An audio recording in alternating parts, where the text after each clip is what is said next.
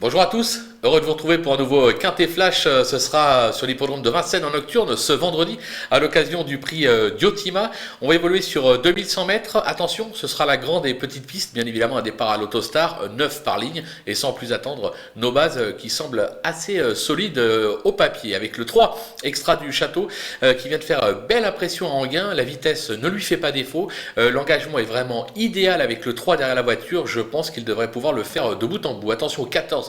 Vicky Laxmi qui a prouvé sa vitesse en Italie et qui vient de confirmer sur la grande piste de Vincennes en s'élançant déjà de la seconde ligne. Autant dire que c'est la confiance dans son entourage. On va se méfier également du numéro 2, Duc de la Mortée, qui traverse une belle passe actuellement, qui n'a jamais failli sur la distance et qui compte même déjà une deuxième place sur le parcours du jour. Là encore, l'engagement est favorable. Il doit lutter pour les toutes premières places dans cette épreuve. Du côté des opposants, on va parler de l'As Emilia Seji qui est au top et qui s'est déjà bien comportée à Vincennes. Elle a gagné lors de son unique tentative sur un 2100 mètres. Alors c'était à Pornichet. Maintenant l'engagement est favorable, même si c'est un numéro piège avec l'As derrière la voiture. Mais moi j'y crois. Le 12, Di Maggio, euphorique cet été. Il reste sur pas moins de 4 succès. Il a fait ses preuves à Vincennes, notamment sur la distance.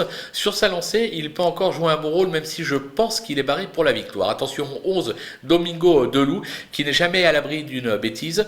Mais lorsqu'il trotte, il n'est jamais loin des podiums. Son entourage est assez confiant, même en seconde ligne. Il va falloir compter avec lui. Le coup de poker, ce sera le numéro 10, Electrical Storm, qui a prouvé sa vitesse en Scandinavie. Sa forme est sûre, même s'il va découvrir l'hippodrome de Vincennes pour la première fois.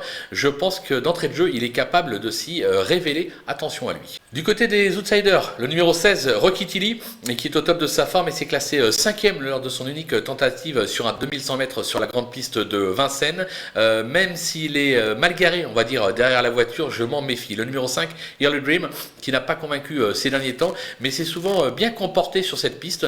L'engagement est plutôt favorable en première ligne, donc il ne faut pas le condamner trop hâtivement. Le numéro 4, Bebop Marceau, ses dernières sorties sont bonnes, mais à un niveau moindre. Il s'est déjà bien comporté sur le parcours. Le lot n'a rien d'extraordinaire derrière nos favoris. Il est tout à fait en droit d'ambitionner une 4-5e place, tout comme le numéro 6, Dollar du Plan, qui compte quelques bonnes sorties à Vincennes. Il a gagné un 2225 mètres à Laval, donc logiquement il possède un peu de vitesse comme on dit. Bon, il est plus confirmé sur les parcours de tenue, mais attention, avec Eric Raffin, difficile de l'écarter totalement. Plus pour une place. Le numéro 15, comme un Hugo, qui vient de bien se comporter sur le parcours, mais qui reste assez inconstant dans ses performances. Il possède toutefois une belle pointe de vitesse finale. Pour une 4-5e place, on ne peut pas l'interdire. Le numéro 9, Elmika de Viette, voilà plusieurs mois qu'elle n'a rien montré de probant, mais on a fait appel à pilote et elle a déjà brillé sur les courtes distances. Là encore, attention, c'est très ouvert pour les places derrière. C'est pour ça qu'on rajoute même le 8 d'Istokik Geloka qui vient de s'illustrer en province, mais qui a toujours échoué à ce niveau et sur ce parcours.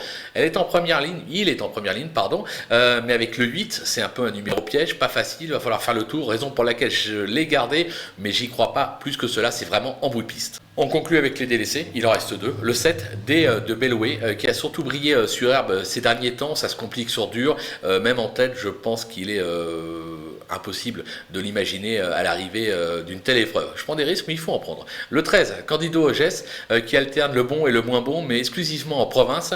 Ce serait une première pour lui à Vincennes. Je ne suis pas sûr qu'il ait la pointure pour rivaliser face à une telle opposition, même si elle n'a rien d'extraordinaire. Mais moi, personnellement, je n'y crois pas, surtout en s'élançant de la seconde ligne. Voilà, on a fait le tour de ce quintet qui compte quelques bonnes bases, mais qui est très ouvert derrière. On va se faire confiance et on va se quitter avec ma sélection et surtout mes conseils de jeu. À vous de jouer!